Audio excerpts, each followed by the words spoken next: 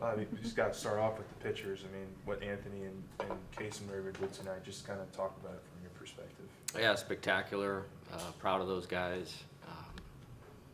Really gigantic step forward for Anthony this week. And we put some things in place on Monday that I think really helped. And he went out there and he executed. I was really proud of how he navigated traffic. You know, we have a saying with the pitchers, there's always a way out, and he did it tonight. I mean, he literally did that all night long. Bases loaded, nobody out, and they only got one. Man, that's amazing.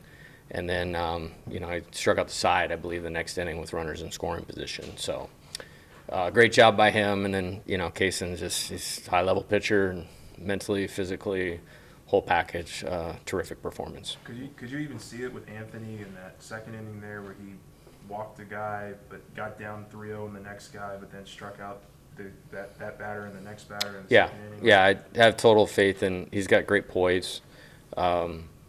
You know, I think we saw that. I believe it was the Nebraska game. Got behind early and you know, held his poise and kept out and making pitches. Kept going out there and making pitches. Excuse me. And then today it was just better. It was just better, and have to be. That lineup's a tough lineup, man, to navigate. Really tough to navigate. When you said Anthony Tatum took a gigantic step this week, what was the gigantic step? I just, you know, preparation, and not. He always is prepared, but you know, we made some adjustments. I'm not going to elaborate on them, and I don't want you to ask him to elaborate on them either. I mean, you can do whatever you want, but I'm not into giving away, you know, advantages to our opponents. So, but just he's a good athlete. He's a great competitor. I thought if you want a simplest form, I thought his fastball was electric tonight. Like, that's the best fastballs he's thrown. I don't know what the radar gun said, but just how they were coming out of his hand were very, very crisp. And, you know, I thought he had them in between a lot. He was up to 96 tonight. Just obviously something was working. So I was right then. Okay, good. Because I don't actually look at the board a whole lot on that, but it looked like it. Night game here. I don't know if he's pitched a night game here with the early season games, and Missouri feels like a year ago. I don't even remember if that was a day game or a night game at this point in time. So, was the real key for him just getting through that order a second time without really giving up much not really giving up any yeah, points? and he's been and he's been pretty good to most of the way through, and then getting four hitters. They got the top four in such impressive fashion the third time through that. You know, I wanted to give him a shot to go see if he could pick up another cup out or two. It wasn't going to be much more than that. You know, Hines is tough. I mean, he's really tough. He's one of the best power hitters in the league. And, yeah, so proud of his, I don't know how many ended up, a little over 100, I think. Yeah, it's awesome. And it's good. We get a reset. Important to get the game in tonight because we have Thursday, Friday, Saturday next week also. So. Now I get a full week and just like Cade, get reset on track. Any idea when tomorrow's game is going to start? I assume it's not going to be 2. Yeah, I believe it's being postponed. Bill, do you know what time we got a start time? No, that has not yet been. It's going to be at 5 or 6 p.m. 5 would be the earliest we will play the game. I do know that. So, but it is not official, and I don't, you know, have total autonomy on that decision. That's what I was told on the field after the game. Have you ever had a freshman pitcher that is just you have this much ease with him being able to pitch this deep into games and these high leverage innings so early in his career? Is there ever been a pitcher that you've had? Yeah, A.J. Griffin, who was a major leaguer at San Diego, he stayed with us for 4 years too. He had like 27 wins and like 33 saves over a 4-year career, like 60, like attached to 60 wins as a pitcher, and then he made it to the big leagues. That's one that I can think of, but to your point, this is a whole lot of ability with the right mental makeup and pitchability, and I mean that was impressive tonight.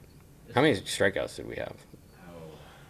12. It was at least 18. 18, yeah. Yeah, Seemed like a lot. Anthony had 12. I praised the team for no errors, but then I realized they didn't have to catch the ball very much. So. Is a night like tonight kind of a perfect example of why you want strikeouts? Because it's less of a chance where put the ball in play, there's runners in scoring. Yeah, they're important for sure. Great point. And then with the wet field and on all of that too. it's hard to throw a wet ball hard, and that can get a little weird sometimes. Like on that swinging bunt, I think it was Josh Pearson hit. Like I thought that guy was going to come up and rifle that thing down the line. That was an impressive play, but yeah, I mean, we like them. Talking a lot about winning different kind of games. Yeah. A lot of them this year have been offensive. The offenses. Yeah, I know it's for been sure. complimentary for sure, but the offense. No, for sure. Pushed you Yeah. guys today though was the pitching. Pitching, yeah, it was funny too. Like, comeback win last night. It was 8-6. I literally grabbed Coach Yeski and gave him a hug and said, like, "Yeah, man, I don't care if it's 8-6 or 2-1, and we're gonna win 2-1 tomorrow." So that was pretty cool, and we did. Great job by those two guys. They're really good pitchers, have really good stuff, and performed really well. Yesterday, y'all had to play catch up to get to Mississippi State to win, and tonight, Ethan coming out hitting that home Awesome. run. What kind of confidence did that give the team to continue going on through their other innings? Great pitcher. I mean, SEC Pitcher of the Week. Coach Lamonis and I were out recruiting in August at the area code games and just kind of chatting how things are going. And he had mentioned getting Pico Khan back and healthy and how he felt like he was going to be really good, and he's really good.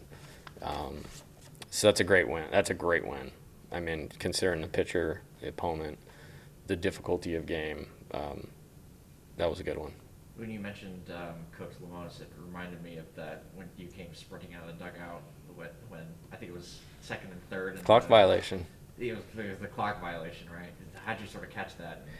And make the play? I just heard somebody say clock behind me, and I turn and look, and then immediately use my old running back first step to get out there to make sure Jeff Head was looking at the clock. I didn't ask for the clock. I don't like the clock, but when it can be used to our advantage, then that was one, and that was a big spot. Is a night like tonight just, I know you probably don't listen to outside noise and whatnot, but just why you don't want to mess with what you got going on right now with the pitching staff in terms of, like, who's in the starting rotation? Oh, yeah, yeah, we needed to be a little better than last weekend, and so we sat down Monday morning, and that's getting home late, and, mapped out a few things for guys individually that they needed to do better to be better, and then structuring things a little differently. And I'm just a big believer, man, like the end of the game is where you need your guys, and especially with an offense like we have. And so there's more than one way to skin a cat. And going back to 23, we won a lot, when Ty pitched, but sometimes he was out in the third or fourth too, and that guy's going to have a long major league career.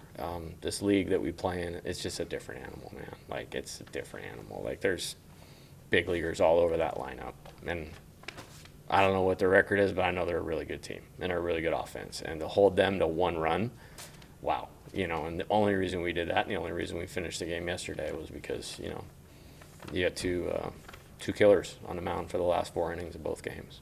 Did you want to start this game earlier? I just wanted to play today, to be honest with you. And if you remember, I said we're going to keep it at 6:30, and we might play a little bit later than that. And that's exactly what happened. Just a little bit. Yeah. Did you get a chance to glance at the end of the basketball game at all while the delay was going on? We won, right? Yeah. Sorry, lots happened since that was going on. Yeah, that's them. Very tough-minded team, fundamental. Close it out, just like we did tonight. Pretty cool. Offensively, what made Cohen so tough to sort of see? He hides the ball well. Does a really good job, keeps it behind him, and it's a little unique slot. He locates the fastball well, and the slider's hard, and it comes out of the kind of the same tunnel. It kind of spins the same, And we did a good job. Like, there was an inning in there we didn't score. I think we got a guy to third with 2 outs, and we didn't score. But Jared had a long at bat right there, and we just wore him down. And that's what we needed to do. They had to go to Simmons, who did a really nice job tonight. He did a really good job for them on that side of things. So, hopefully he won't be available tomorrow because he did a nice job tonight. And Simmons kind of hides the ball too from the right-hand side. Yeah, I thought we could have done a little bit more there, a little bit more. But like I said, you hang a win on a starting pitcher of that caliber, that's a big win for our team. Any more for Coach? Thank you. All right. Thank you. Thanks, guys.